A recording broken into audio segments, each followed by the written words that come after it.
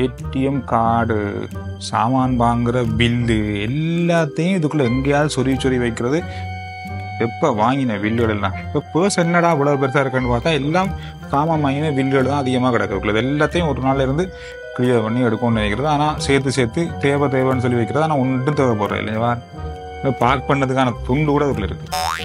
இங்க இந்த current cut ஆயிடுச்சு தானே? இப்போ இலங்கை முழுக்க கட் ஆயிடுச்சு தானே?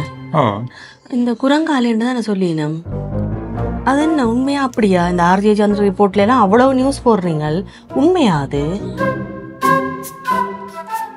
தண்ணியும் ஃப்ரிட்ஜில் இருக்கு தானே, தண்ணி போத்தல், அதுவும் ஒரு கிளாஸ் எடுத்துருவாங்க.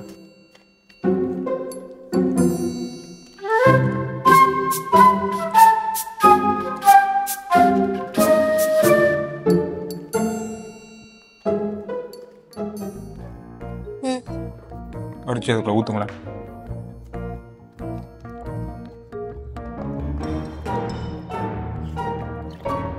காணுமா இது? கொஞ்சம் குறைங்க, கொஞ்சம் போத்தல் ஊத்துங்க, குடிக்க இன்னும் கொஞ்சம் குறைங்க.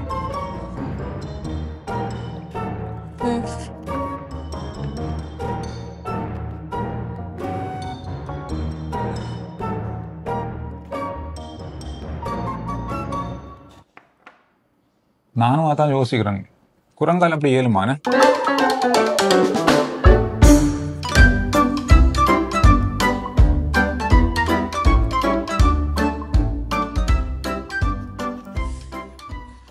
திரும்பவும் வாரா என்ன நடக்க போகிறிய. இப்போ வேற அது பிளான்ல வந்திருக்கும், எப்படி என்ன கவு பண்ணுவான்னு சொல்லி.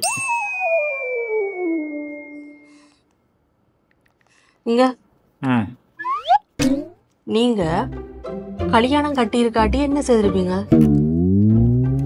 சொன்னான் தானே, கல்யாணம் கட்டியிருக்காட்டி என்ன செய்வேன்? கல்யாணம் நான் உண்மையா கட்டாட்டி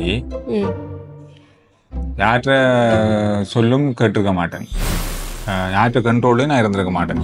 ஃப்ரெண்ட்ஸோட படிப்பாக வெளியில் போய் நல்லா சுற்றிருப்பேன். ஒவ்வொரு நாளும் வெளியே போயிருப்பேன், ஒவ்வொரு நாளும் ஃப்ரெண்ட்ஸை சந்திருப்பேன். நினைச்ச மாதிரி உடுப்பு போட்டிருப்பேன். இது எனக்கு பிடிச்ச உடுப்பா இல்லை, ஆனால் நான் எனக்கு பிடிச்ச மாதிரி கலர் வாங்கி வடிவாக போட்டு கொண்டு தெரிஞ்சிருப்பேன். தலைமுடி தான் எனக்கு பிடிச்ச மாதிரியாக வெட்டியிருக்கேன், இல்லை எனக்கு பிடிச்ச மாதிரி தலைமுடி வெட்டியிருப்பேன். இந்த மாதிரி இன்னும் எனக்கு பிடிச்ச சாப்பாடு, எனக்கு இப்போ கொஞ்ச நாளாக அது என்ன தேவை, நான் கடையில் சாப்பிட்ருப்பேன், நானே சமைச்சு சாப்பிட்ருப்பேன், பிடிச்ச சாப்பாடு சாப்பிட்ருப்பேன். யாரும் சொல்கிற பேச்சையும் கேட்க வேண்டிய அவசியம் இல்லை, நேரத்துக்கு வீட்டுக்கு வர வேண்டிய அவசியம் இல்லை, இப்படி இருந்திருப்பேன். அப்ப இவ்வளவு நாளும் இவ்வளவு இந்த வன்மத்தையும் மனசுக்குள்ள வச்சு கொண்டுதான் நீங்க இருந்திருக்கிறீங்க. இப்ப நான் உங்கள்கிட்ட சாதாரணமா தான் இந்த கேள்வியை கேட்டுனேன், கல்யாணம் கட்டியிருக்காட்டி என்ன செஞ்சிருப்பீங்க? அதுக்கு இவ்வளவு வியாக்கியானம் தேவையில்லையே உங்களுக்கு? நீங்க சாதாரணமா தானே கேட்டீங்க. நான் சாதாரணமா தான் கேட்டேன். ஆனா நீங்க சொன்ன நீங்க சாதாரணமா கேட்டீங்கன்னு சொன்னா நானும் சாதாரணமா தான் சொன்னேன். சாதாரணமா இல்ல, இது மனசுல உள்ள அந்த ஆதங்கம், அது இது அப்பா எவ்வளவு கண்ட்ரோல்ல இல்லையா பிடிச்சதை செஞ்சிருப்பாராம். அப்ப நீங்க வந்து பிடிச்ச மாதிரி இப்ப அதாவது நீங்களா இருக்கிறதுக்கு இந்த கல்யாணம் தான் உங்களுக்கு தடையன்னு சொல்லித்தான் நீங்க சொல்ல வாரீங்க. அந்த மனதுல உள்ள அந்த அவ்வளவும் ஒரு கொஞ்சத்துக்குள்ள அப்படியே துறைக்க விட்டீங்க பாருங்களேன். 5 hours later. இன்னொன்னு சொல்றேன், உங்களோட இப்படி கல்வியை கேட்டு உங்களோட சண்டை பிடிக்கணும் எனக்கு நேற்று கடை எனக்கு 1008 வேலை கிடக்கு, மகனை ஸ்கூல்ல எடுக்கணும், பிள்ளை ஊசி போட கூட்டிட்டு போகணும், சரியா? ஆனா நீங்க நேரம் பார்த்து நீங்க வந்ததை கக்கிட்டீங்க, பரவாயில்ல. 10 years later.